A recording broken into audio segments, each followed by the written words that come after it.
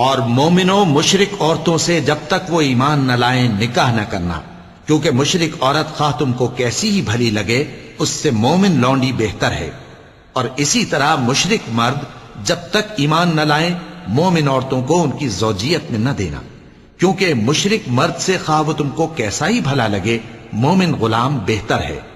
یہ مشرک لوگوں کو دوزخ کی طرف بلاتے ہیں، اور اللہ اپنی مہربانی سے بہشت اور بخشش کی طرف بلاتا ہے، اور اپنے حکم لوگوں سے کھول کھول کر بیان کرتا ہے تاکہ نصیحت حاصل کریں۔ اور تم سے حیض کے بارے میں دریافت کرتے ہیں، کہہ دو وہ تو نجاست ہے، سو ایام حیض میں عورتوں سے کنارہ کش رہو، اور جب تک وہ پاک نہ ہو جائیں ان سے مقاربت نہ کرو۔